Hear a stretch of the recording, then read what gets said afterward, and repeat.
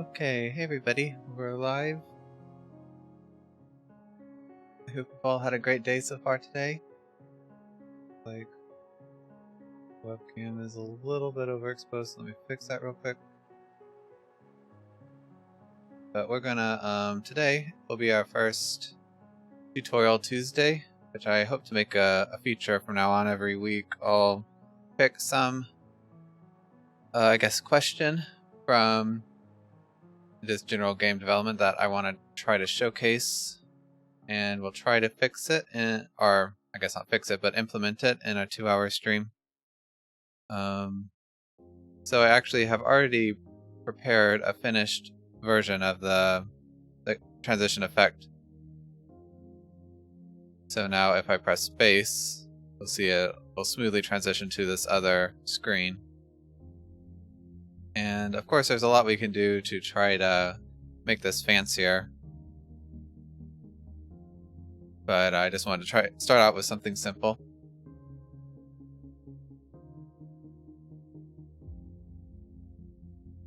Okay, and this is actually a pretty fun effect to do because we're going to be using a whole lot of different systems in Unity.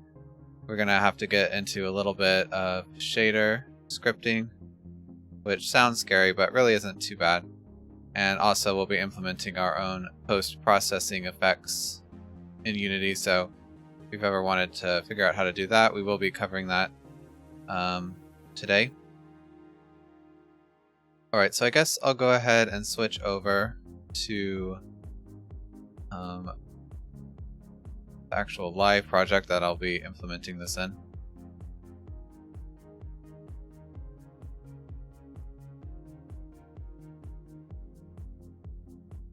Just load up real quick.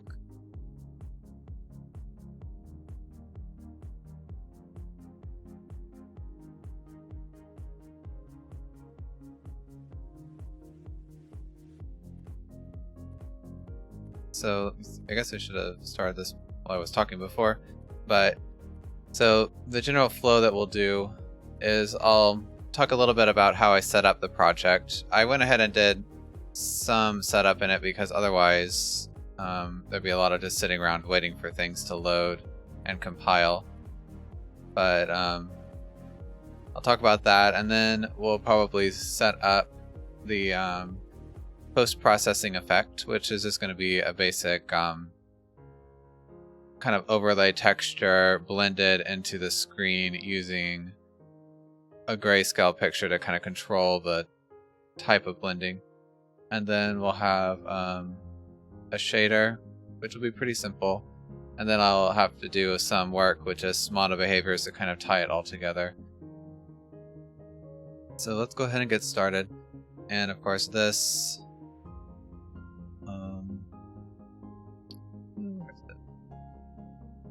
okay, yeah, here. So I just wanted to show real quick that this tutorial was done in version 2019.2.12, but it should work in most future versions. I've tried to make it as future-proof as I can.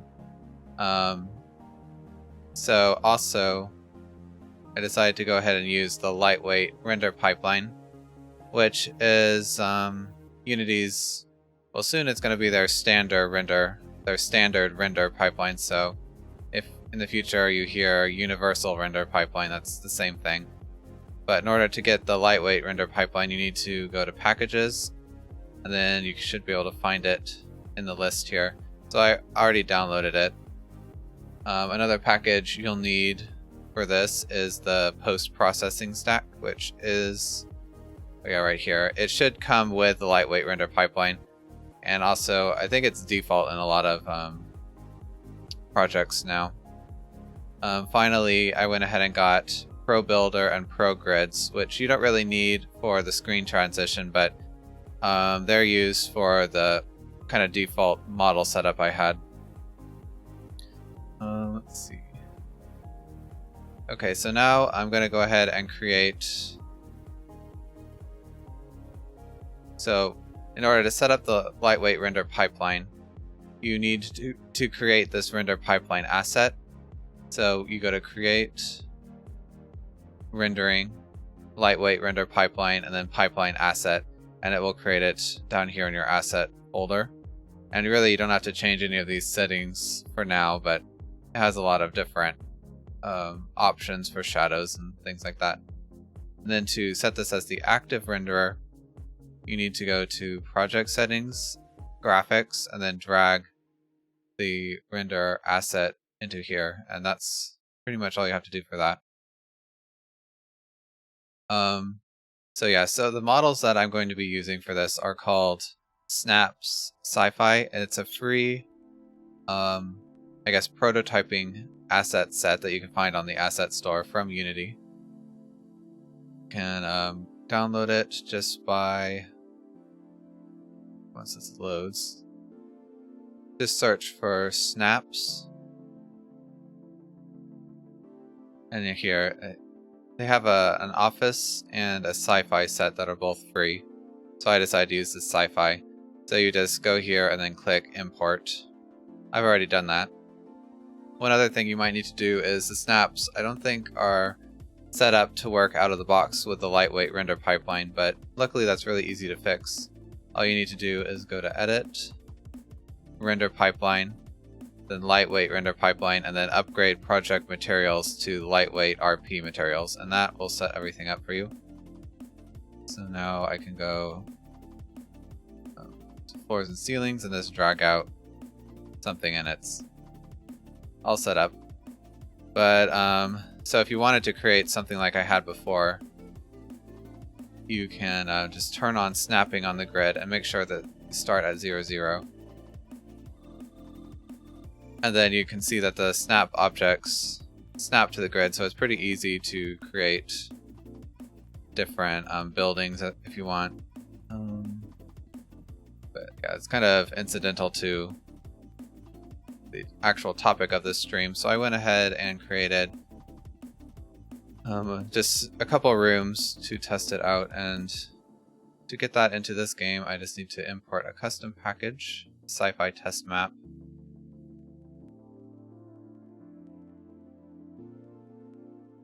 And just drag that into the scene, and here we go. I think, yeah, the camera is not in the correct spot, so I'm just going to drag it a little bit more into the room. Change this to isometric. Doesn't really matter where you place it.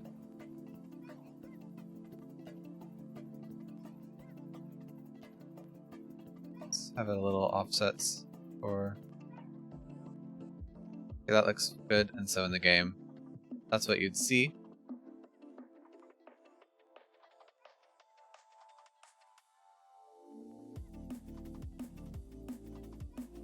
I don't know why the grid... Oh, there we go. Okay, so it's showing me... I really just want to have the grid on the... Yeah, the Y plane. It's acting a little strange, but that's okay. We don't really need that right now. So, so now that we have kind of a default... Or not, I guess not default, but a nice little setup here, we can go ahead and get to the meat and potatoes. So I gotta open our C# project. I'll close. Well, I guess I'll keep this open in case I need to refer to something, but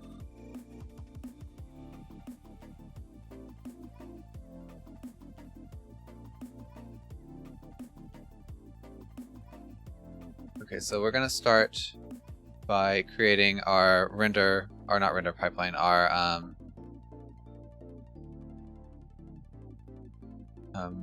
post-processing effect.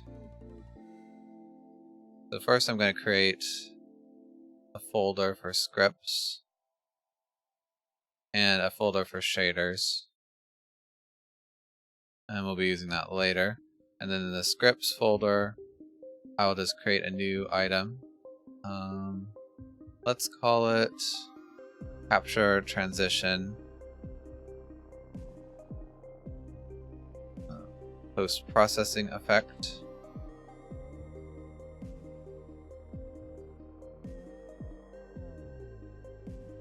Okay, and so Unity has some code set up that you can use as a template for these.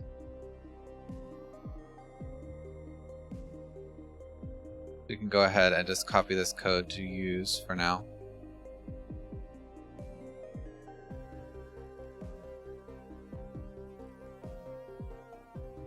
And this, of course, is for a grayscale effect, but we don't need that, so I'm going to rename a lot of these classes. Transition, post-processing effect. And then this will be the capture transition renderer. And then we have to fix the links between the two objects. Okay, so the main thing about writing a custom post-processing effect is you need to have two different classes. One class is basically holds all the settings for the effect, and it's what the user would use to edit these values. And then the renderer is what does all the work, so it gets the shader and then passes values to the shader, and then calls this blit full string triangle, which is what actually runs the shader on the two textures. So I'm going to set some values here. So we'll keep this blend value. I'm going to create, but this won't be, this will be, I don't know, the transition time percent. Oh, how about not time? This will just be transition percentage. And then, oh hey X-Squirt. Yeah, it's been a long time since I streamed. Yeah, I had to take a long break for a bunch of reasons, but I think I'm gonna get back into it. So I'm gonna create a couple of texture parameters here. How have you been? And this is just a parameter, obviously, for the post-processing effect that holds a texture. And we'll want two here. The capture texture. I think I'll just shorten to that. And you can pass it a default state, which I'm just going to set it to be black. And then we'll want another texture parameter for the blend map texture. It's called blend text, which controls how the two textures, or how this, I guess the shape of the transition over time. The best way to describe it. I think this will just be white. Doesn't really matter that much. Hope all's well with the family. Yeah, they're doing pretty good. Same to you. Working in IT. Oh, okay. Sounds, well, I guess can't complain too much, I hope. Hope it's going well.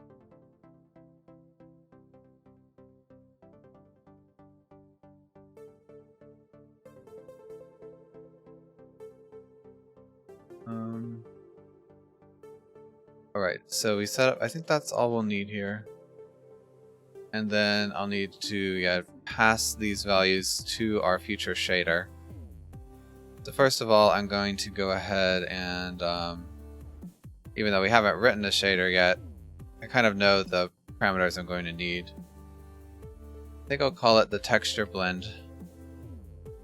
So this will actually find the shader file, and then it tells,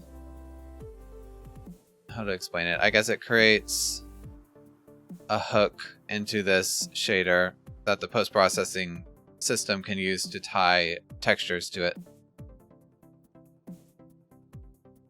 Working system command line cable. Oh, I see. So you kind of are setting up, I guess, their internet infrastructure for them. Okay, so the blend we can leave how it is, and then we'll want to call sheet properties set texture. Okay, this is just the name of the texture in the actual shader, so I guess I'll just leave them the same. Settings. Capture texture.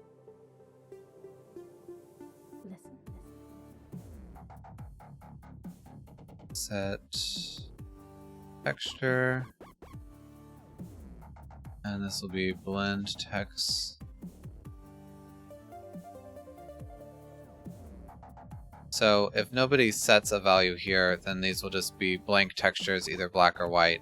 But once you actually pass real textures to this, then the settings would store the value of the texture and then pass it to the shader here. And then this is what actually calls the shader. Oops, I didn't mean to drag it. I don't think I need to change anything here. Remember?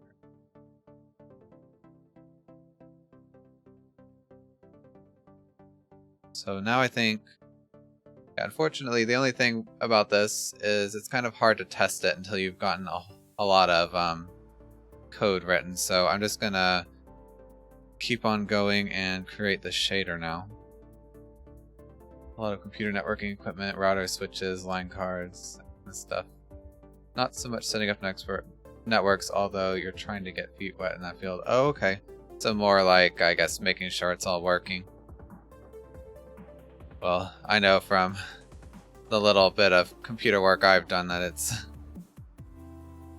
that can be a lot of work. I'm more of a software guy instead of hardware, but okay, so now we'll just create a shader. So you can just right click on the folder and say create shader, and I guess it'll just, doesn't really matter for now. I'll just do an unlit shader because I know that's really simple, and I'll call this texture blend.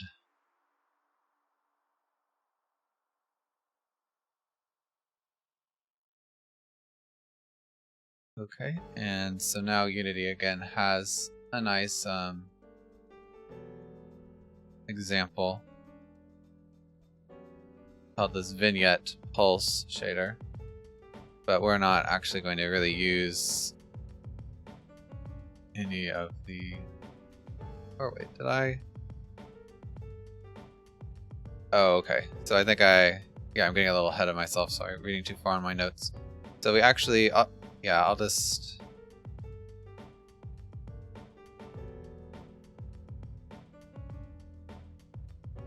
okay. Yeah, I didn't, I guess I wrote it myself, so we'll just make this shader from scratch. It's no big deal. I think I know what to do. The texture blend, I'm just going to rename it. Actually, it needs to be the same here, so it'd be hidden custom texture blend, and that's so that the post-processing effect can find the shader. And then post-processing, we're not going to have any properties because this shader won't ever be assigned to a material, so we don't really need to allow the user to edit. Now this, some of these effects, might be a little different for post-processing. Oh, I know what I'm thinking. Okay. Yeah, the grayscale shader is also on this page back where I was talking about the grayscale post-processing effect. Sorry for the confusion there. And the equipment works, you're looking into CCNA from Cisco, but they're changing it. I don't think you have enough time to study it all before they change the exams. Oh, yeah, that could be a problem. Next best option is Comp Network Plus. Oh, okay. I don't really know what that is, but good luck. But yeah, I know there's some things I've also wanted to look into, but it's like it's going to take so long to learn how it all works before the next thing comes along.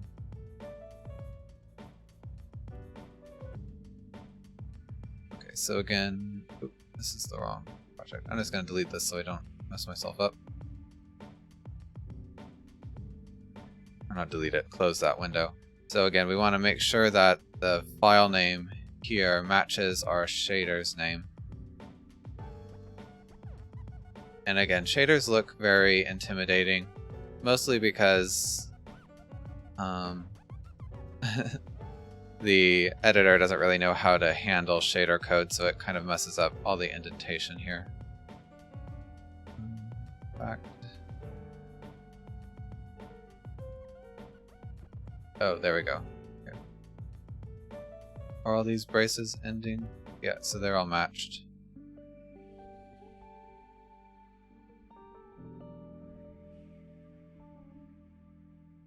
Oh, certifications, okay. Networking is a deep, deep rabbit hole. Yeah, that's true.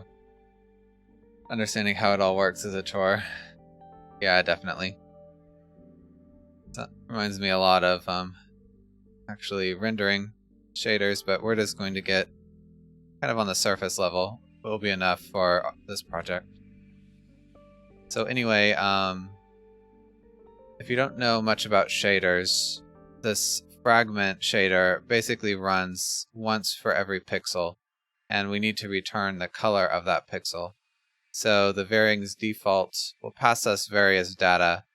In terms of the our current project, really the only thing that we care about is the text chord, which is kind of like the UV, if you've heard of that, or the coordinate of our pixel on the screen. So luckily all our textures are going to be stretched across the screen, so this texture coordinate is also going to be the texture coordinate for every texture. So here we can see we have the blend value that corresponds to this. And then this texture 2D, sampler 2D sets up a texture sample. So we have one for the main texture, which is automatically passed through from the camera. And then I'll have this capture texture, which will be the texture that we save from before the transition starts to blend. And so you kind of need to make sure that the names match here. And then we'll have one more for the blend texture.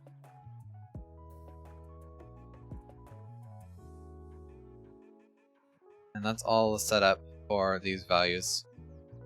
And we can see the names here match with the names here. Now this main texture again is passed automatically, so that's why it doesn't appear here. It's actually the current texture that the camera is rendering. So next up, we need to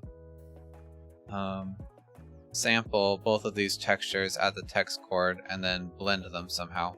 So I'm going to get rid of these because that's left over from the grayscale effect. We're not going to be using that. So we have the actual color from the, I think I'll just call this camera. So this is the value from the camera. And then we'll have the captured color. So in order to sample a texture, which means just get the color at a specific pixel, we call the sample texture 2D function, and then we just pass it the texture and the sampler object, and then the text chord. So that's really all we have to do. And then we want a value for our blend texture. Here. Okay, yeah, so it's telling me there's an error, but I kind of wanted to show the blend texture before I go any further because it's kind of hard to visualize. I need to pass it into the working project anyway. But yeah, so this is the texture that we'll use to blend, and the white parts are, I guess, remain as the captured texture until the blend value gets up to 1, and then the black parts remain the live, or I guess the camera's color until, well, as long as the blend is 0. So another way to explain it is if you look at the black, like if white is 1 and black is 0, which is kind of how the game stores textures, then whenever the blend value is less than the blackness, or the blackness value on the texture, then that means that the camera's texture will show through. So while I'm here, why don't we just go ahead and copy this into our live project. So I'll make a new, I want to create a folder.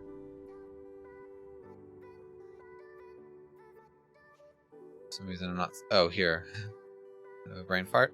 So this will be textures, and copy the horizontal gradient into there. So really we just need, since it's a grayscale, we just need one value out of the mask or the blend texture. So this will be, I guess, let's call it blend cutoff. Sample texture 2D,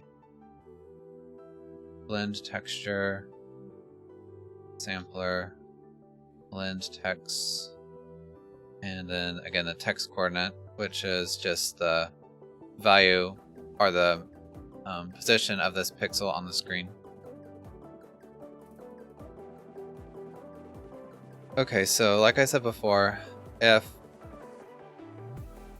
the blend value is less than the blend cutoff, then we'll want to return the camera.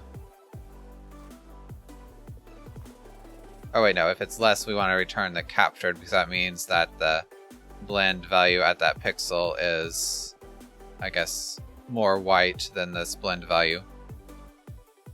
Otherwise, we'll want to return the camera value. Get rid of that last return. So really, that's all we have to do for this shader. Again, shaders really look intimidating, but this isn't really super difficult. We basically just read the pixel on each of these textures and then blend them based on if the blend texture is more white than our current blend value. And then this code we have to keep because it kind of tells the shader when to run this function. So, but we don't really, you can just leave it how it is. Okay.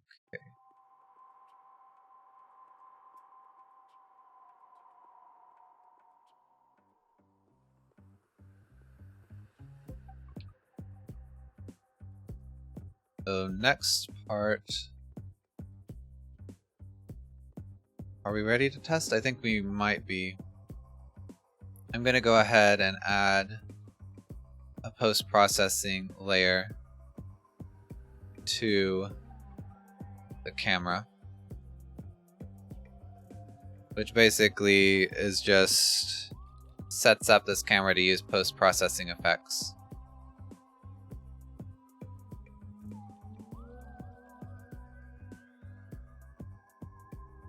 And I kind of want to see just if our post-processing effect shows up on the camera, so we can install it. So in order to do that, I need to create, let's see, post-processing profile. Test post-processing profile. And we'll just add an effect to it. See, we have a custom here. Oh, is it still called grayscale? I thought I changed it. Oh, here. So this would be capture, post-processing effect. Oh, I really don't need to call it or have the post-processing effect there, so it'll just be, yeah, it should be capture transition. That sounds better.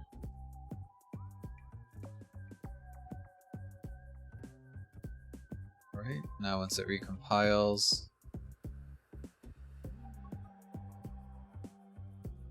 okay, now here it is. So yeah, we see our blend value and the capture texture and the blend texture, so it all shows up, so at least that's working. In order to actually test it, we need to,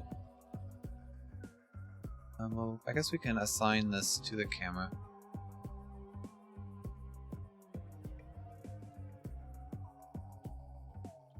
Oh wait, we have to create a post-processing volume. Again, we won't really need this for our final effect because we want to be able to control it by script, so we kind of have to do something different, but this will be fine for now.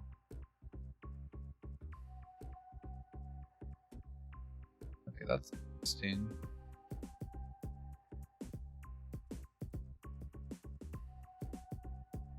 Oh, okay, so it doesn't like, I guess, that the texture is null, even though I told it to give it a default texture. I think if I give it some textures, it will stop complaining.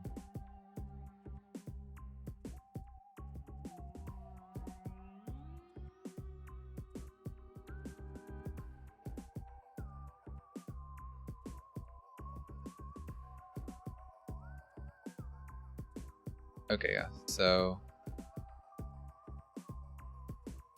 that's interesting. It's giving me job debug our sorry, data oriented stack like job memory leaks, even though I'm not using any. I guess it's the post processing effect uses it. But we can see here that our blend effect is working pretty well. So the capture texture obviously isn't the camera before we transitioned because we haven't done that part yet, but I just use the grayscale capture image to help illustrate this. So if I move blend value back and forth, we can see it's hiding more from the camera. Okay, and so when this is 0, we actually want this to be fully blended, so that shows me that I should change this a little bit.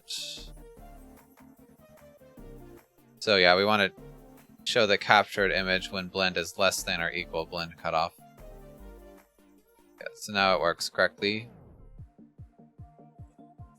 And even though you can still see a bit of it here when it's set to 1, that's really okay because when the blend value is over, we actually want to disable it so it just disappears completely. Okay, so I think we're good now. I'm going to go ahead and just delete this volume because we're not going to use it. So when you want to be able to change a post-processing effect from runtime, you need to do what they call a quick volume. I'm going to go ahead and restart Unity so those errors don't keep showing up. But yeah, you use something called a quick volume, and how that works is it's basically a post-processing effect that is temporary and it doesn't really exist as a game object. But you can control it completely from scripts.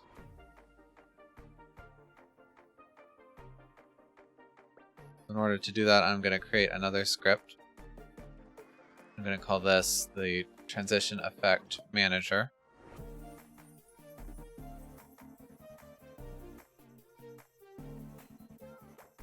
And this will be a mono behavior. Okay, so this is where we're going to get the vignette pulse. See, I think I already had it open. Yeah, so this vignette pulse mono behavior, because it kind of shows how to do a quick volume. So I'm going to go ahead and copy this, although we're going to end up changing quite a bit of it. But so let's change this to Transition Effect Manager.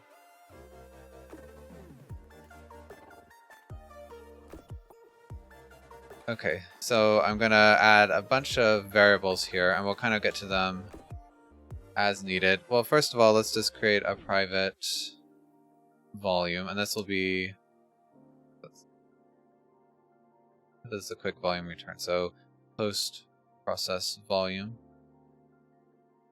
And again, this object just controls what post-processing effects are active on cameras inside the volume.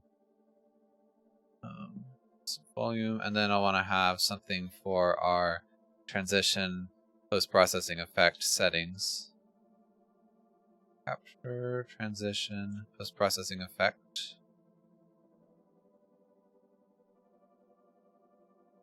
And we'll need a couple other fields here. So since we're going to be working with the camera, because we need to capture a texture from the camera immediately before we start the transition, I'm going to get a handle on the camera here. And if you tag something with serialized field, that just means it will show up in the inspector in the Unity editor. And then we'll also want to have a texture 2D for our blend texture. And I'm going to have a couple other values here while we're working on this. So we'll want to have a render texture, which is basically just a texture that can be written to by the camera at runtime. And I'm going to have a start time and a period.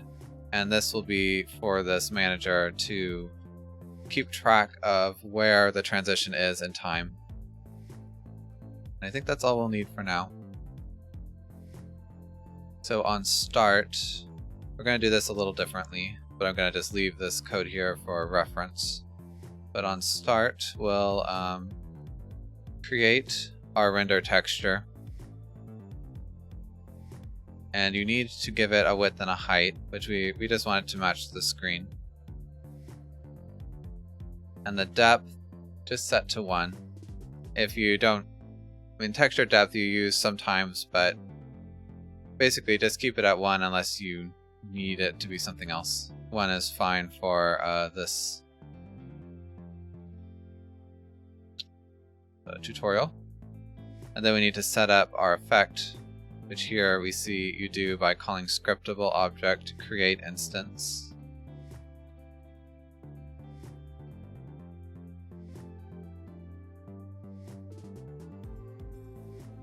The scriptable object is basically a Unity object that's not in the scene.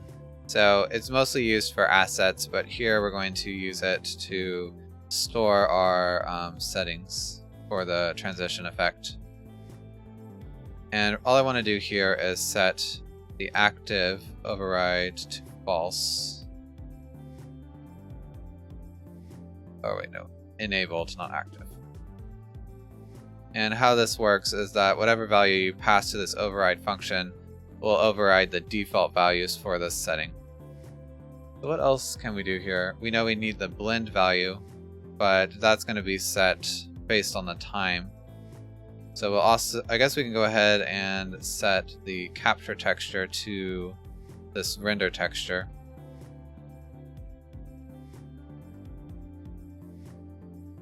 And yeah, we can go ahead and set the blend texture to the blend texture provided by us in the editor. So what this does, again, is just sets these values and our settings here, which are then passed to our shader down the line. Okay, so I think that's about it for our start function. So now I'm going to want to have a public function that's just capture and start transition.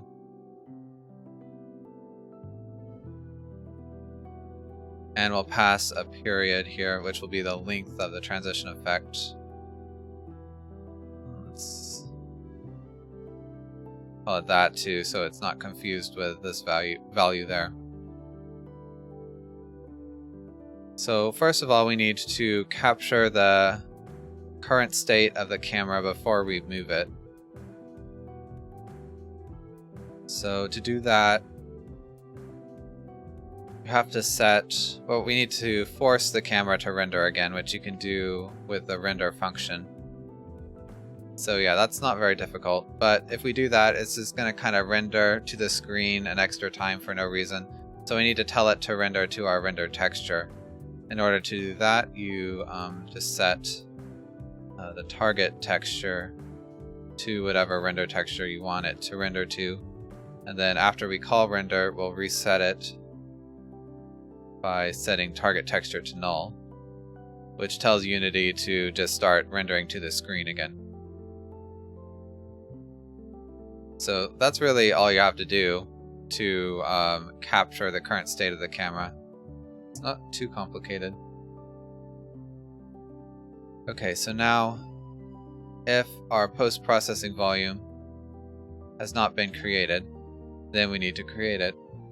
So what we'll do is first we'll set up some values for the effect. So effect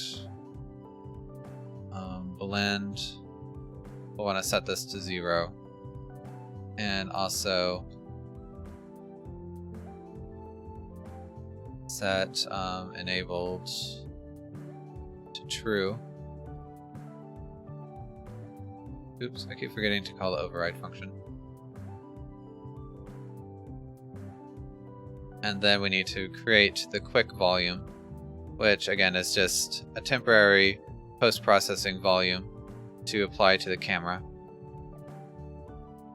Volume equals post-processing manager, and this just gets a current instance of this class and then creates a quick volume. So the layer, if you get really into post-processing volumes, you can blend them together, and Unity wants you to supply a specific layer just for post-processing volumes. I'm not really going to worry about that here because we don't need it for this tutorial, so you can just pass it this game objects layer. And then the priority kind of just tells you, like if you did have more than one volume, which one would be rendered first. We'll just leave it at the default value, and then you pass it any settings you want to be on the volume, so we want our effect to be there. Now we can get rid of this. So now that we have these values, it doesn't actually do anything until we start it. Oh, I do need to actually set the start time, which you can get as time since level load. And then our period will just be the period passed through. Okay, and on update, if something is currently running, which means if the volume is not null, then we need to update this blend value by calling effect blend override. And so we need to set this value based on the current time since the effect has started.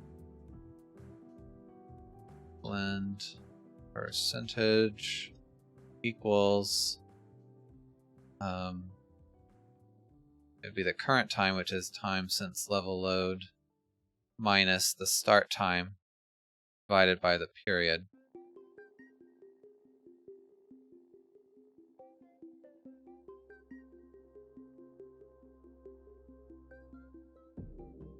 And then if the blend percentage is greater than, greater than or equal to 1, then that means that we've ran all the way through our transition.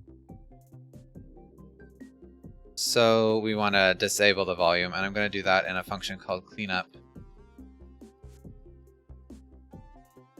Go ahead and generate it here. Thank you, Microsoft, but I don't need that right now. And in cleanup, we're just going to first destroy the quick volume, which you can use this function here. You could cache the volume, but we're not going to be transitioning too often, so I think it's fine just to destroy it. And the two booleans just mean, do you want to destroy the profile passed with it, and then do you want to destroy the game object passed with it, and we'll just say yes to both. And then we'll also just disable the effect, which the volume is gone, so we don't really have to do this, because if there's no volume, the effect isn't going to be running, but might as well just to be clean. And then on destroy, which is called when this scene is closed or the game is stopped. Then we want to also call cleanup. So, but only if the volume exists or the effect is currently running. So if volume does not equal null, then we'll call cleanup. And then a couple other things we should do is release the render texture, which release basically just means dispose. It just gets rid of all the memory currently tied up for that texture. And then we also want to destroy the post-processing effect by just calling game object destroy.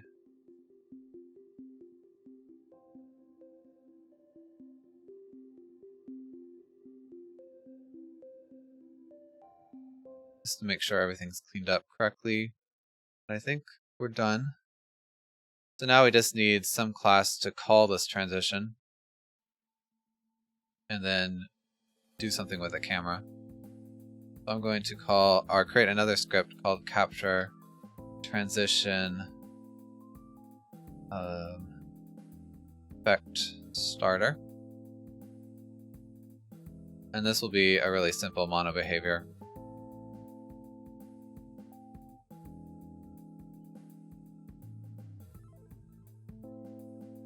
So I think we'll just need an update function.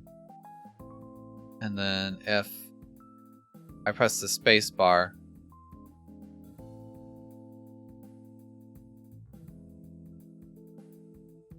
then I want to call this capture and start transition. So I guess I do need to get a reference to the transition manager.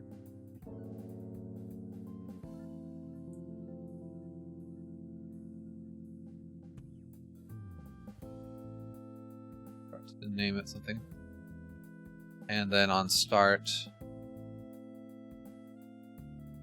we'll get a reference to it by just calling a game object find object of type.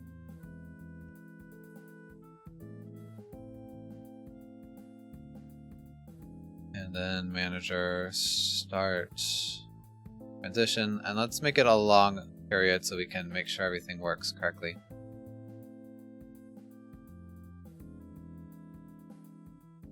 Okay, so now we just need to set up those game objects.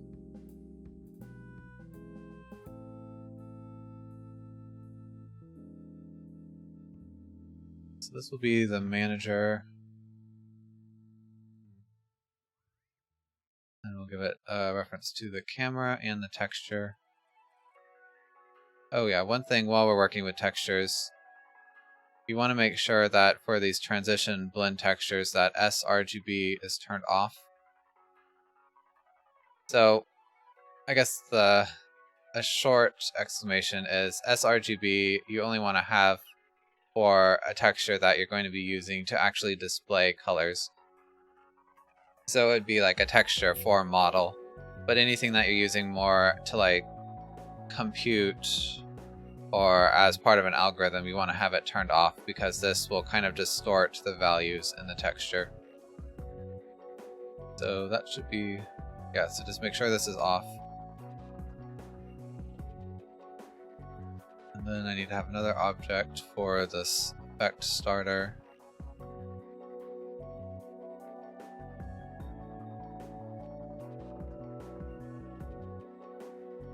Okay.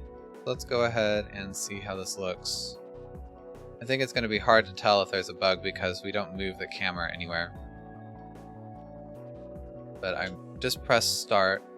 So if I maybe change this over to 3, okay, you can kind of see that it is working. But obviously this doesn't show up very well, so we want to try to fix it. Or not fix it, but do something a little more drastic. So what I'm going to do is teleport the camera over to this other position when we press the space bar. So yeah, let's create another object, and this will just be a teleport location. First, let's match it up with the camera. So it starts at 2, 1. And I'll just move it over into this room. Move it up a little bit to give a little different perspective. And then rotate it. And maybe make it face downwards just slightly. Oops, that was...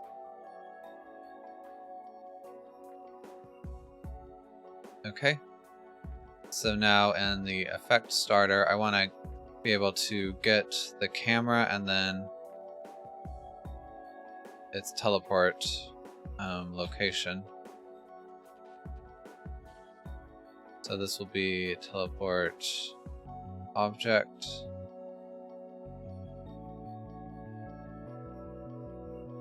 And then the teleport location. So make sure that you do this after you call capture and start transition. Otherwise, the camera, or otherwise, yeah, this camera will render to the texture after it's moved, so you have to call this first. So we'll just set the teleport object's location to the teleport location position, and do the same thing with the rotation. Oh, I just chose the wrong thing.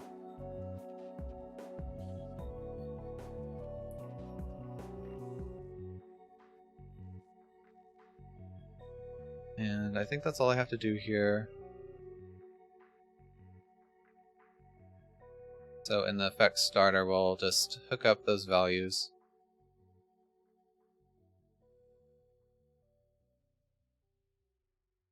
Let's see if this works. Okay, yeah, so it teleported the camera over to the other room, and then our transition happened pretty smoothly.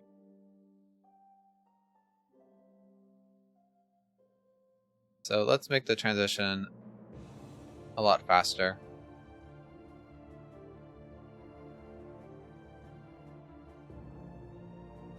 Okay, so that looks pretty good. Show it off one more time. So I guess that's basically the effect. If you just want a simple transition effect, you could stop here.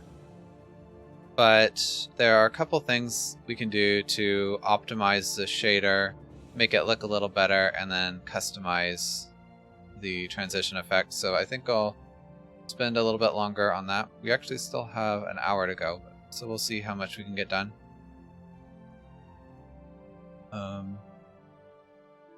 First of all, if I set this to be kind of long again,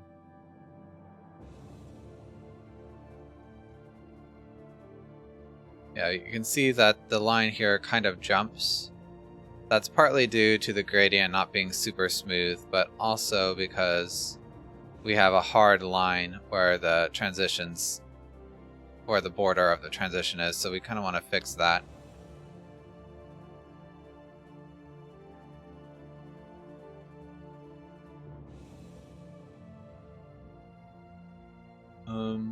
So I think in order to do that, we'll want to kind of introduce, I guess, a fuzziness value. And we'll use something called a smooth step, which is just a I guess, how should I explain it? It's a function that for shaders that takes two boundaries, and then if the value is between the boundaries, it smoothly interpolates between them, but if it's outside either side, then it'll either just return 0 or 1. So it kind of also makes us be able to get rid of this if statement, which is nice because if statements are pretty slow for shaders. The reason is kind of complicated, so I won't get into it unless somebody's curious, but yeah, just try not to use if statements in shaders. I just did this to make it as little confusing as possible, but so first of all, I guess let's make it so in order to get rid of this if statement, yeah, we'll use the smooth step. So float. Let's call this, I guess, the lerp value. And we'll be using the lerp function, which I've used before, means a linear interpolation. Basically just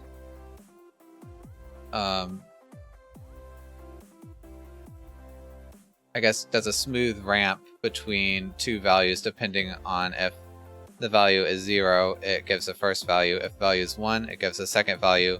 And then if it's in between there, then it will just do a ramp between them. So we'll use smooth step. And actually, I always forget the order that you're supposed to pass the arguments to smooth step, because it's kind of, I found out a lot of values for the shader math they kind of tend to flip around. But okay, so here, yeah, the first edge, this actually shows pretty well how it works. So this would be the first value that we pass, the second value that we pass, and then x is kind of the value that it compares to the two edges. So I guess we need to decide what would the values for this smooth step be. I think what I'll do is, just for testing, do something like this.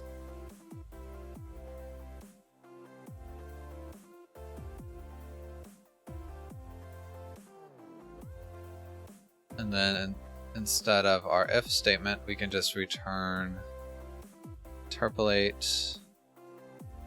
And I don't want to get this backwards. Pull up.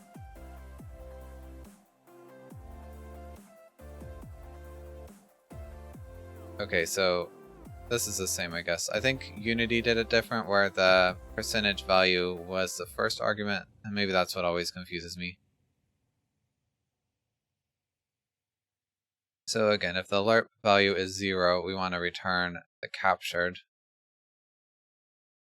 And then if lerp value is 1, we want to return the camera. And then if it's in between there, we want to blend between them, so it's a little smoother.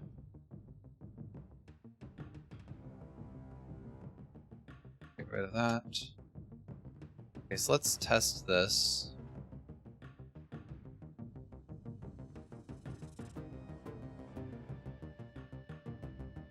Okay. So ignoring that little jump there, you can see that the blending is smoother. It still has kind of bands, but that's actually the fault of the gradient and not our shader.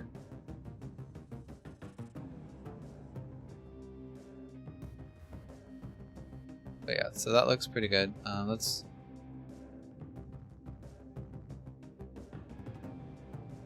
think that the banding is because of the program I used to make this. Let's see. Actually looks pretty well. You can start to see some banding when I zoom in a lot. Yeah, I wonder if that is the texture's fault or if Unity is doing something to it.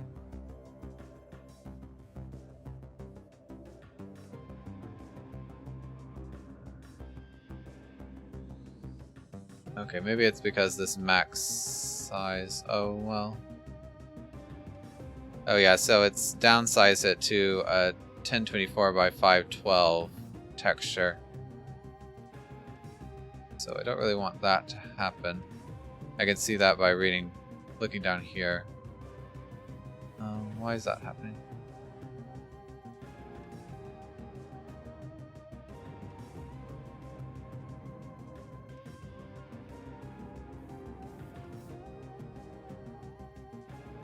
I think the actual texture is pretty big.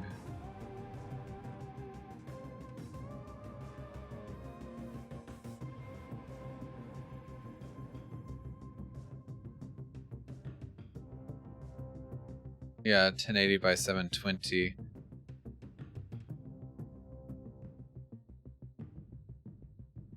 Well, okay, that's actually not that much different than what this is downsized it to, but I don't really know why it's downsizing it.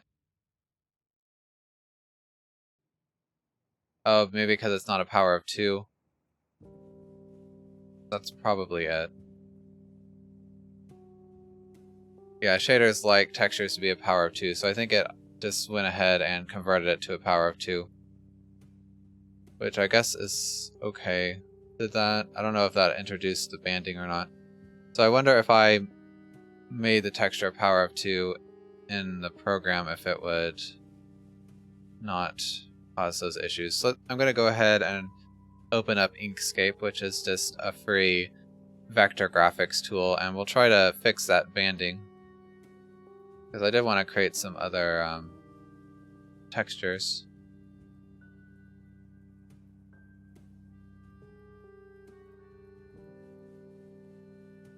Okay. Let's show up here. Let me open this up real quick. Okay, so yeah, this is what it looks like in Inkscape. So if I export the image as a power of 2,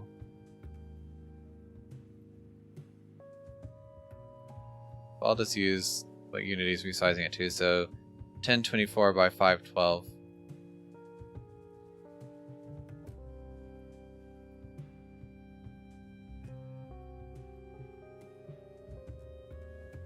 Okay, so it's not going to do it unless... Yeah, because it doesn't want to distort the image. Not that it actually matters. So, okay. We'll just resize it here. So 1024, 512.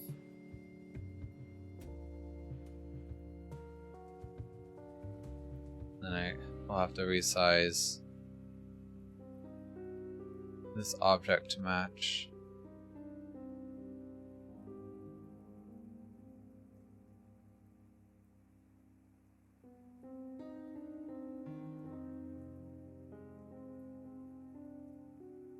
Let's change this to horizontal power of 2. Oh, and I think it's going to export to my other project. So, yeah, the preparation project. So I actually want to go to the live version, which is the one I'm working on right now. Okay, so again, I'll turn off sRGB.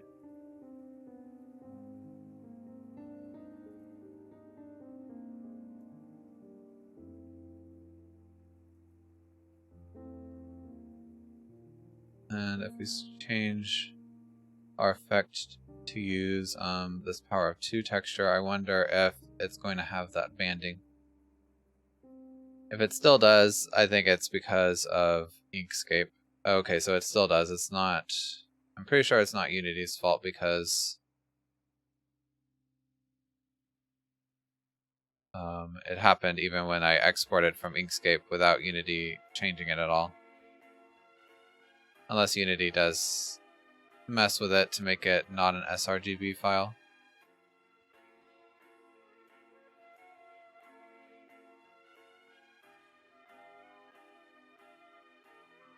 Maybe if we add point so it's not no filter.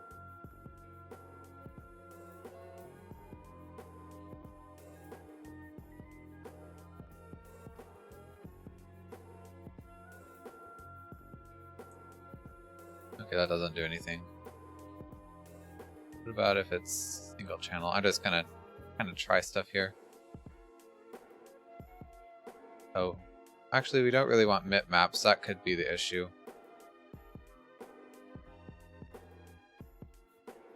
Okay, so when I did that it turned all white, so we definitely don't want it single channel for sure.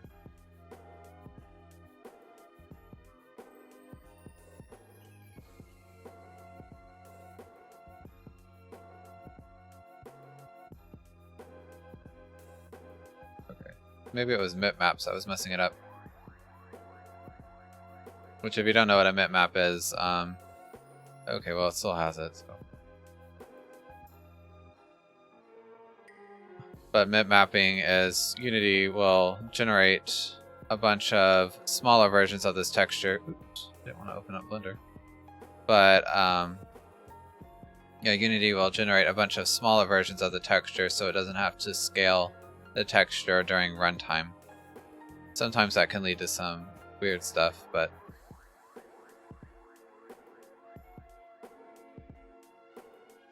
what about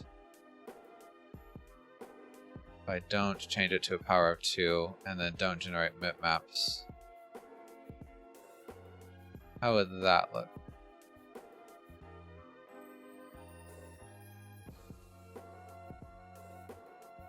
I don't even know if you guys can see the banding on YouTube now that I think about it, but okay, well, it's still there for me, so I think I've pretty much tried most options, so I think it's probably Inkscape. Let's go ahead and make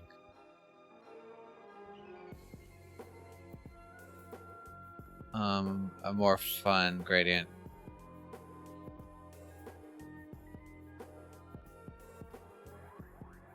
So if I just get rid of that, I guess, yeah, let's change it back to be the size of my screen instead of a power of 2. Because that way the gradient won't get distorted when we actually use it. This would be a circle.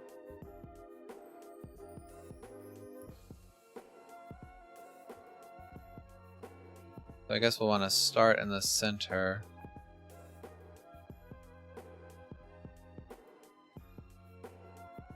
And then just kind of expand it to reach the corners of the document. Try to get as exact as we can.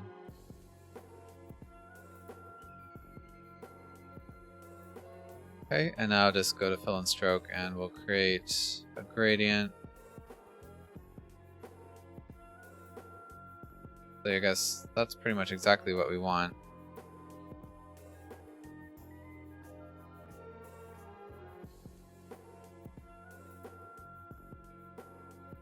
Okay, so let's try this out. Did that work right?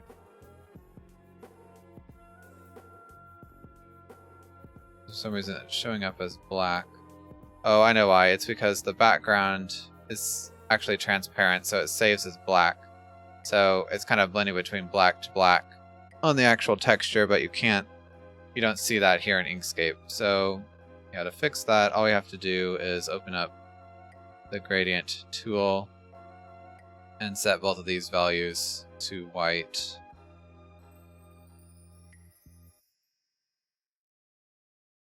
Yeah, we want to make sure the alpha is set to 1 as well.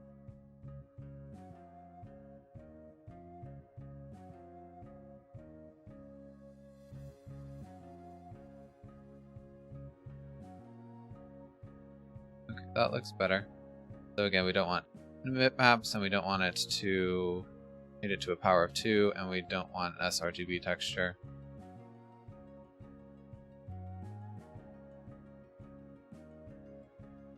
Oops, wrong file there. So we'll pass that into our effect manager, and it should have a circular transition now. Okay, so that looks pretty cool. Although, yeah, the banding is even worse on here.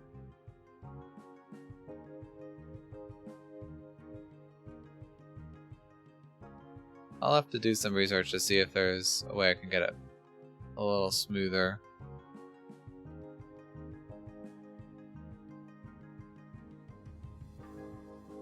But again, it could just be the texture. I don't really have a way to tell.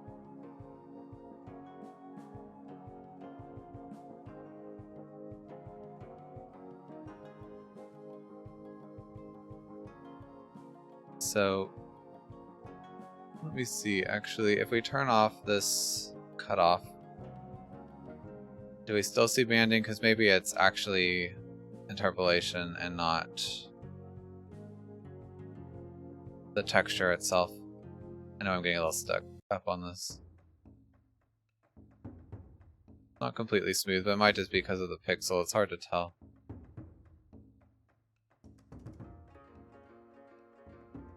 I don't know. Let's move on.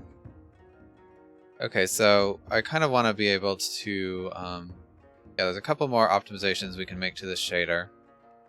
I'd like to, first of all, be able to edit this blend value.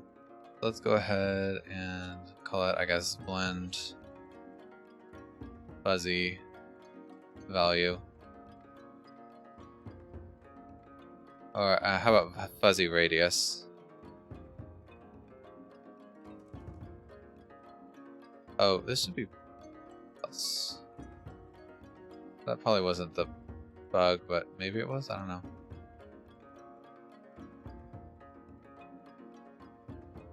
And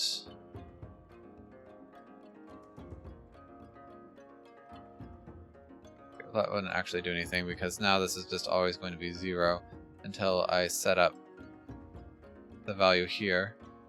So again, this will be another float parameter just like blend. And this will be, I guess, blend fuzzy radius. And the value will start.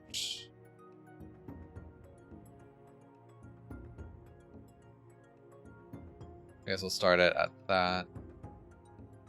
And what would the range be? Well, we definitely, it wouldn't ever go more than a half. And that's probably pretty big anyway, but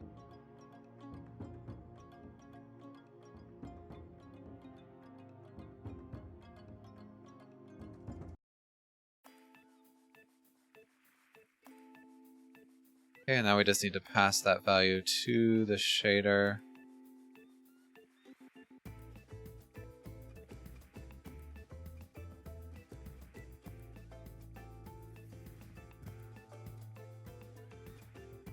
Oh, I just did this wrong. Fuzzy radius, not fuzzy value. And why is it not like that? Oh, because I set texture. I just want to set float. Okay, and now in the effect manager, let's have another field to set that value. Fuzzy radius. And I can just override it right here.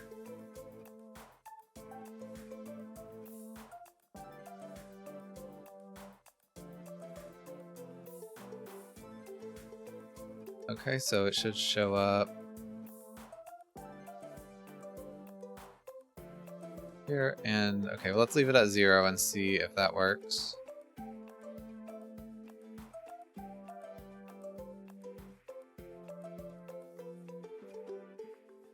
Alright, and then if I set it to 0 or 0.05, that's how it was before.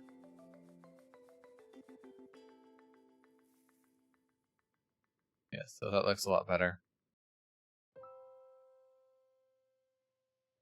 And then do a smaller radius and see how that looks.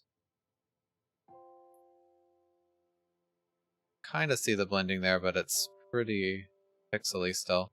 And then let's do a larger radius and just see how that looks. If the radius gets too big, well, it's kind of strange. Actually, that doesn't look too bad at all, but and you can edit these values. There's one thing, if you have a big fuzzy radius, right when you transition, you'll automatically see part of it. So you could edit it so that the fuzzy radius only affects the minimum. There's a lot of fine tuning. And you can see there, when the timer went off, there was still some fuzziness around the edges, but the effect was just cut off. So you effectively need to extend the period a little longer if you have a big fuzzy radius like that, but it's just some more fine tuning for the shader. So okay, so what else should we do? Oh, right. So one way that we can further optimize the shader is instead of having to set this blend value every frame, which can kind of slow down the frame or the shader, because every time you need to write values to it, you kind of cause it to have to be reloaded.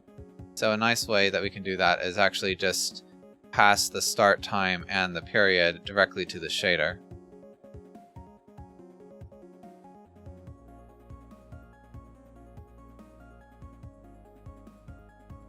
Okay, and so now this blend value, we can get rid of that. So let's do blend value equals.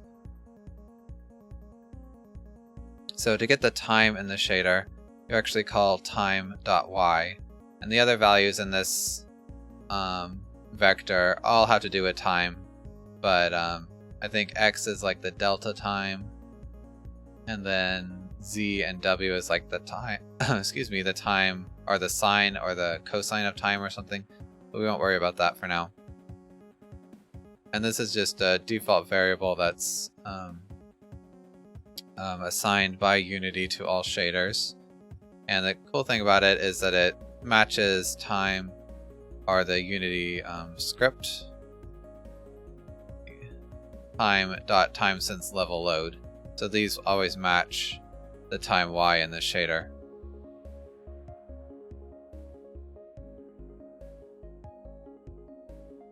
Okay, and then I'm going to call a function called saturate, which basically just makes sure that this value is always between 0 and 1. And now we'll just use the blend value instead of underscore blend.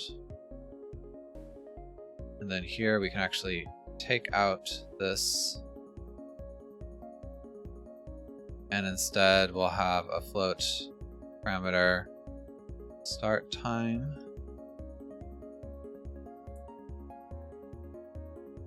And float parameter for period.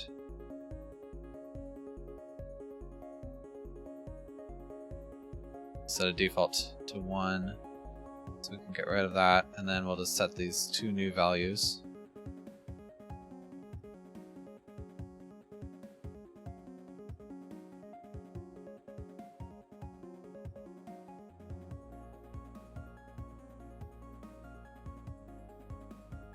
Start time and period. Okay, I think that's all here. So now in the transition effect manager, yeah, we won't override the blend value anymore.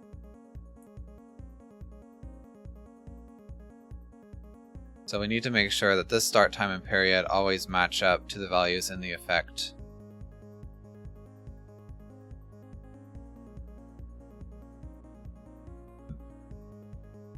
Override.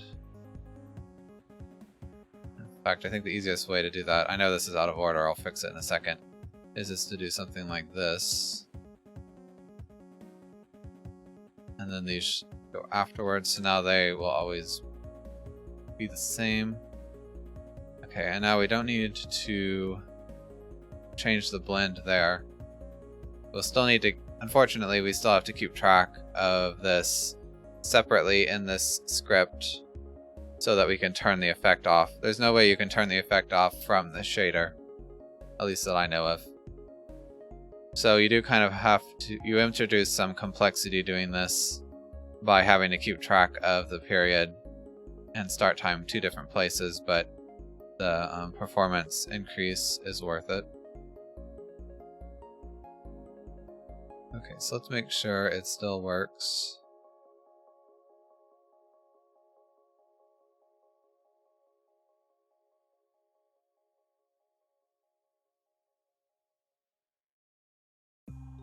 Yep. Okay, now every once in a while I do notice that it flashes the other screen, but it's not consistent. I don't know if you can even notice it on YouTube, but on one frame, or on Twitch either, but on one frame it switches to the other, or to the camera's real position before starting the transition effect.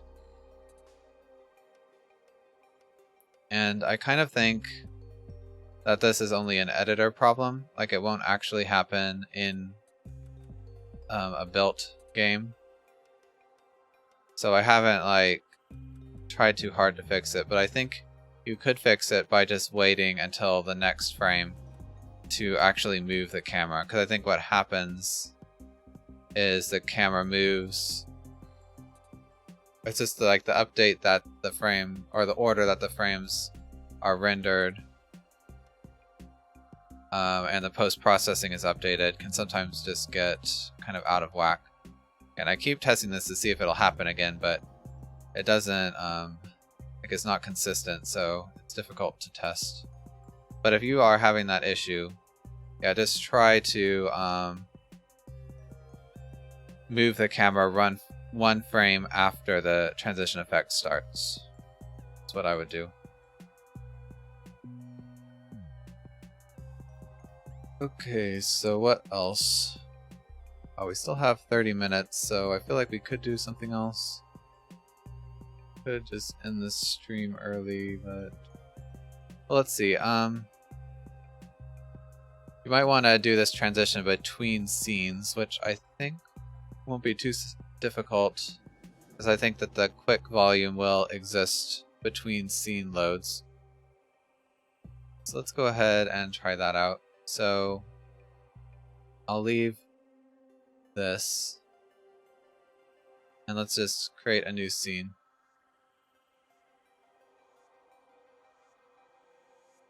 And this will,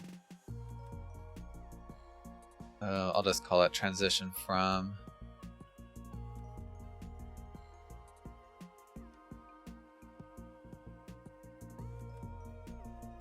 Okay. I don't really think we have to add the post-processing stack to this camera. We pretty much just need to copy over the manager class into here. So first of all, when this transition effect manager is awake, which is called immediately when this class is loaded, we need to mark this as don't destroy on load, which means that this mono behavior will persist through scene loads. And then if this transition effect manager already exists, we want to destroy this object. So let's see. Private static instance. And then if instance does not equal null, then we'll want to call don't destroy, oh wait. Yeah, if this is null, then we'll want to set this as the instance of this manager. But if it's not, then we'll want to destroy it.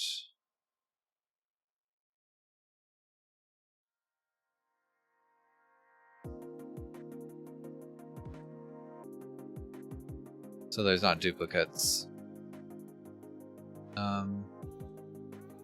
There's probably a better way to handle this, but this is kind of a simple version. So now on destroy, we're going to need to change this a little bit. So if the render texture has been created, if render texture not equal null and render texture is created, then we'll want to release it. And the reason we need to add this, what's wrong? Oh, this should be a function call, is because we can destroy it here on awake before the start function is ever ran. Same for the effect. So if effect does not equal null, then we'll destroy it.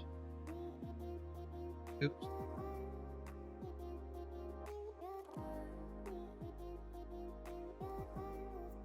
Okay.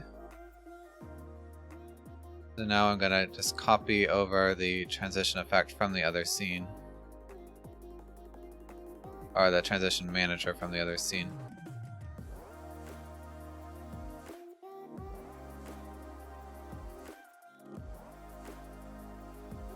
And I'll need to pass it the camera. And okay, so now we'll need to add another object, which I'll just call it the effect starter from, or I guess scene transition. Scene transition starter. And just to make things a little bit easier on myself, I'll go ahead and copy this code, even though it'll be a little different. So we're not going to teleport the camera here, but I am going to call, change the scene. So this will just be the scene to load, and then transition manager. So I guess we can keep find object of type, but we could also just use transition manager.instance since we have that. Oh, it's private.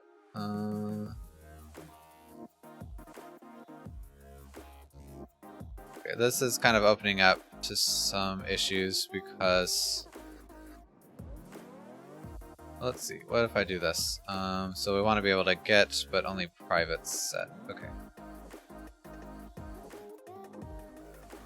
Yeah, this works better because now anything can get this instance, but only this class can set it. Okay, so anyway, we'll start the capture and then immediately call scene manager load scene.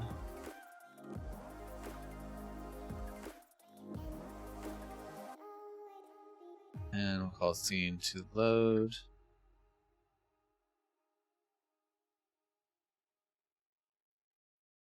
And okay, so now we need to add this scene to the build list because only scenes that are in the build list can be accessed by name. So let's do that.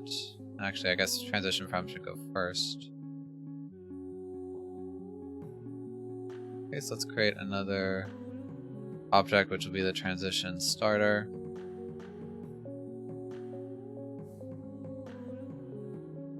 And transition to sample scene. I think that's it. Let's go ahead and create something in front of the camera so it's not just staring out into the void.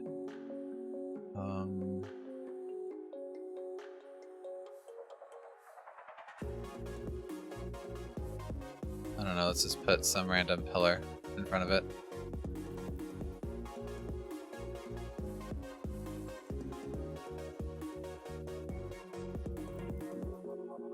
Oh, why is it disappearing? Oh, it's positioned really far away, but it was hard to tell. Okay, so now can the camera see it? Okay, it does.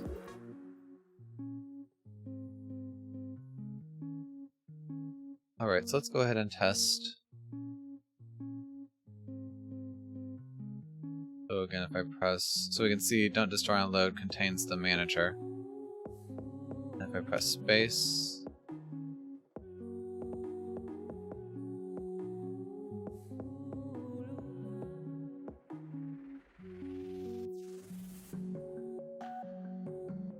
okay, so it did work, but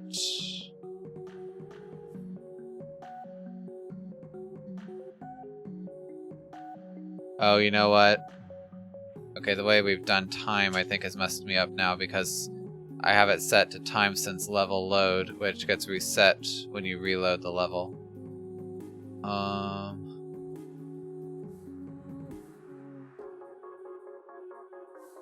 So in order to fix that, I should just, on the transition manager, I should have an optional float here, or not float, so boolean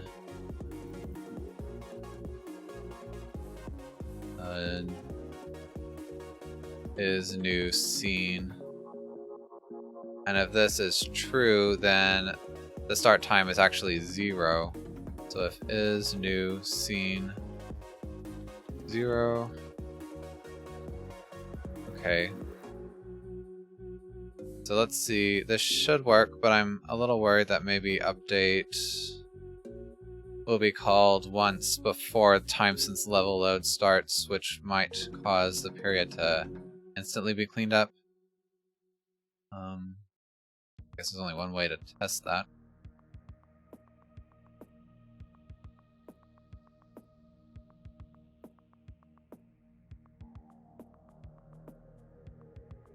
Okay, interesting. I wonder why it had that pause. Was that Unity loading the scene, or was it something in my shader?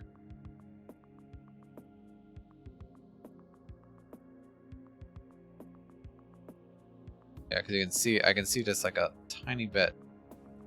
Oh, it's because I didn't, yeah, the scene transition starter I didn't pass true yet. So it was still on not new scene mode. So let's try it once. Not convert. Oh. Yeah, I'm supposed to pass through here.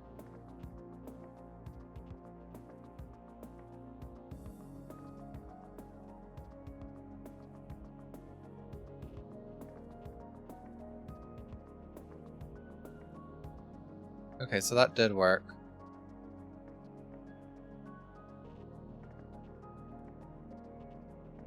And I can press space again. Oh, that's interesting. Camera has been destroyed, but you're still trying to access it. Oh, okay. This is because the camera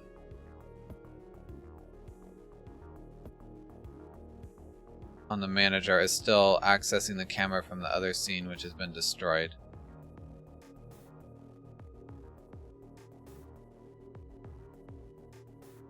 Okay, so what I should do, instead of just...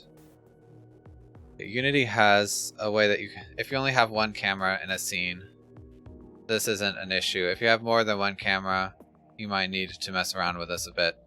But we can get the main camera by calling camera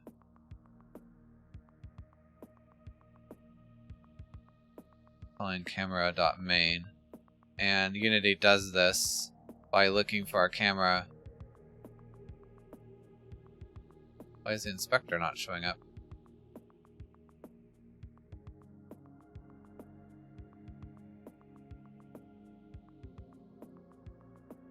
Okay, because it was still compiling.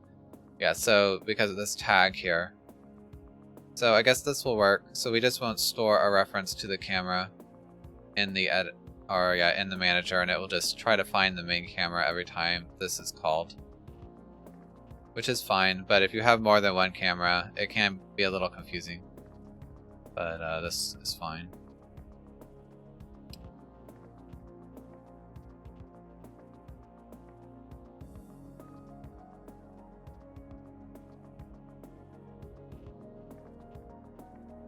Okay, so we transition once to the new scene, and if I press space again, it should start the transition to the other area, and there were no errors.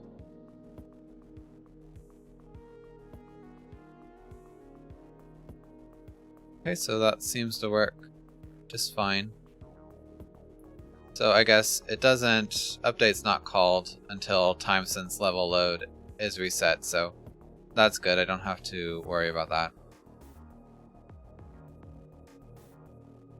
Let's make this a little more interesting and put the other texture here.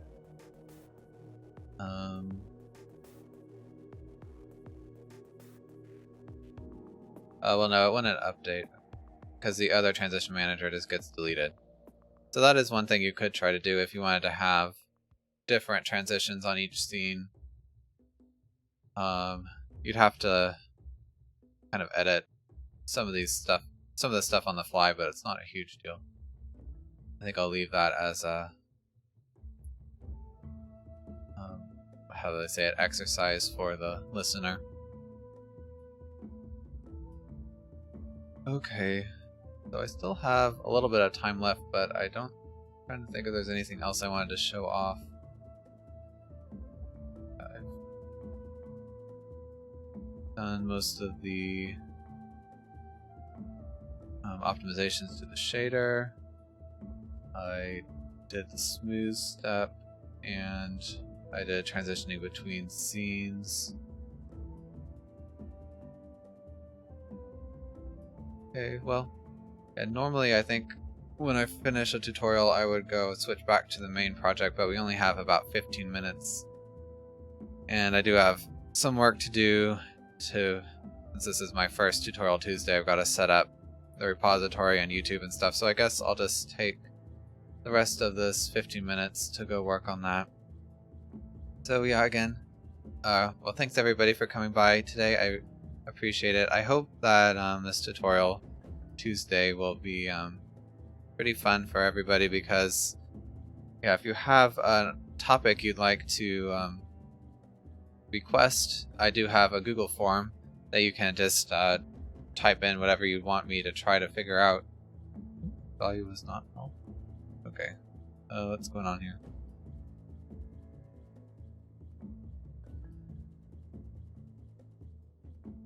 Insert null at transition effect manager 52.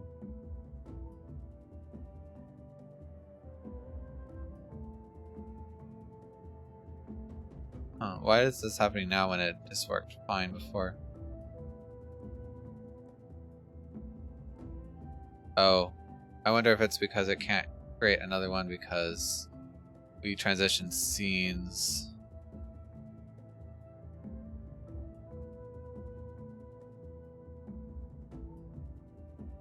Why would that be happening? Maybe because when we transition scene it deleted some stuff?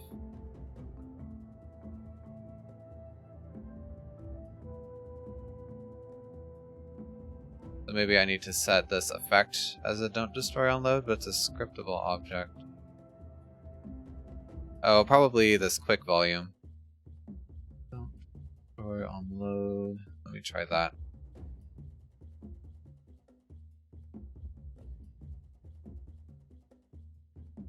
Also, I should make the effect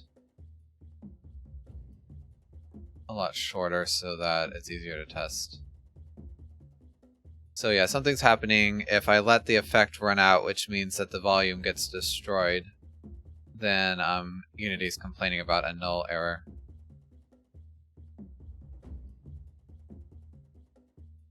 Search. Yeah, value was null. At Post Process Manager. I don't know if it'll let me look that up. Yes, settings. Everything in settings. Oh, okay, so it was the actual effect that was null. So I guess this effect needs to have a don't destroy on load tag, which is kind of strange to me because the effect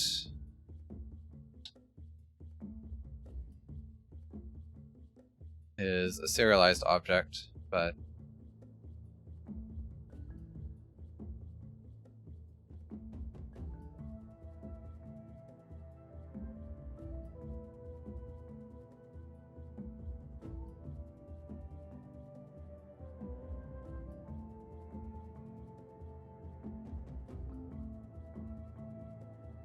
and also I noticed that if I set the effect or the period to 1 second, it does just, you don't even see the transition. Oh, that time it did. I think sometimes it just takes Unity too long to load so the time runs out. Which you could try to fix that by setting the shader time start, or the shader time not to start until after the scene loads. But I'm not gonna worry about that for now. Still complaining.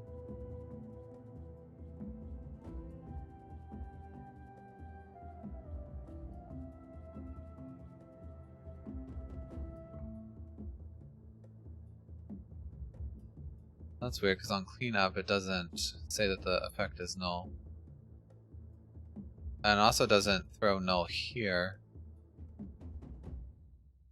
Log effect.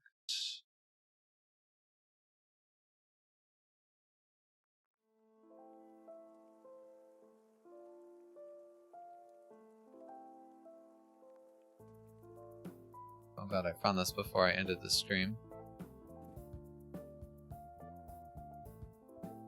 Oh, it didn't actually give me that error, did it? Oh yeah, trying to create a volume with null effects. Not true, but well, it shouldn't be true. Let me see what the debug message is when I try to print out. I see it shows it right there. But then it is null, so it gets destroyed or destroyed. Yeah, before it calls again. I wonder, is this on destroy getting called? Let's see.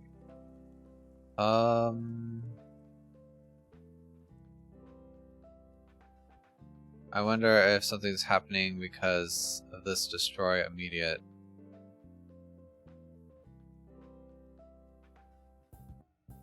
Maybe I'm making it more complicated on myself by trying to trying to have two manager classes. Probably an easier way to do this. But I guess first let me see if that's actually the issue. So I'll go to the sample scene and delete this manager because we don't actually need it. That way there won't be one that needs to be destroyed.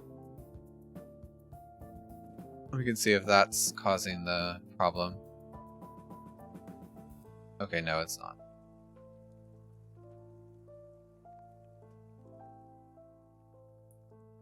Alright, let me just add that manager back in so I remember.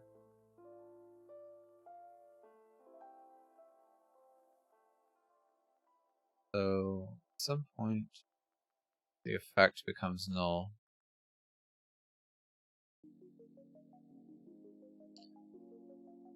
Let's clean up.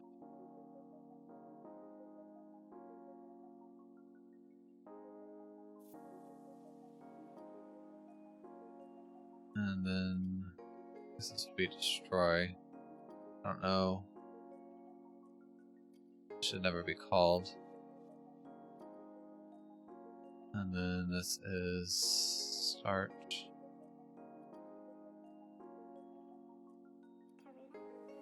I don't know. Okay, so oh no, cleanup. That should happen. So when does it get destroyed? Because cleanup happens after the scene has transitioned. Oh, except here it's happening in the exact same frame. So maybe that one bug that I said before with time since level load not being updated.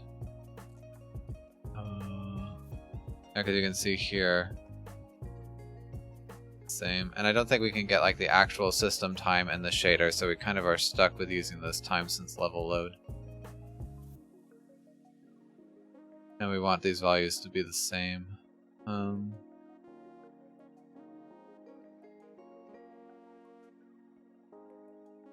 Okay, so we're kind of dealing with two problems here. Well,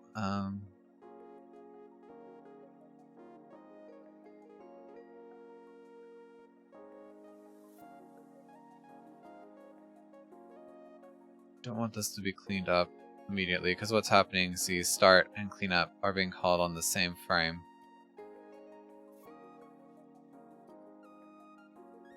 Alright, yeah, let's rename this to capture. I don't know if that's actually what's causing the problem, but it is a problem to fix.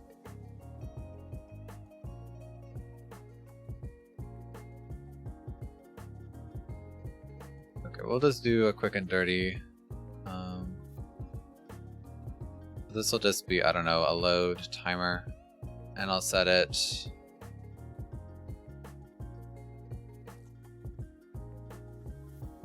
I don't know, something really small.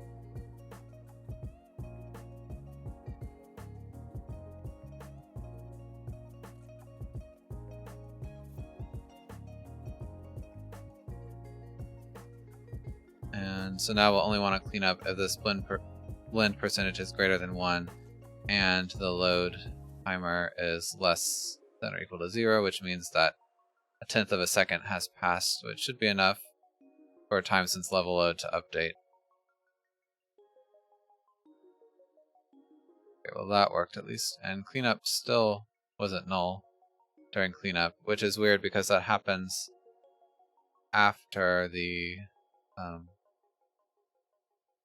oh, well, you know what? This is the first time that we update since, or twice, do 2 transitions in a row. So I wonder if the issue is actually because it's destroying the volume here.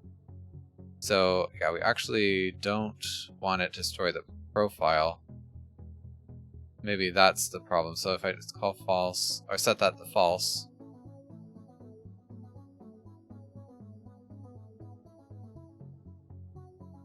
okay, that was it. So yeah, I should have kind of seen that actually, because I think earlier I said that I set this to true.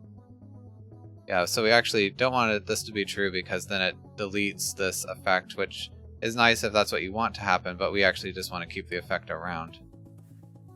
It's kind of annoying that it doesn't set it to null here, but what can you do? So now I think we've handled most bugs, except there is that one with the flashing screen, but like I said, it's not consistent, and I think it's only an editor problem, so I'm not going to worry about it. Okay, well, I think I'm pretty happy with it now. So, yeah, I guess now I'll call it. I'm glad I was able to fix those bugs before I cut the stream, because that would have been annoying. But yeah, again, everybody, if you'd like to request a tutorial for next time, feel free to use my Google form that I set up. You can find it either in the video description or my channel description here on Twitch.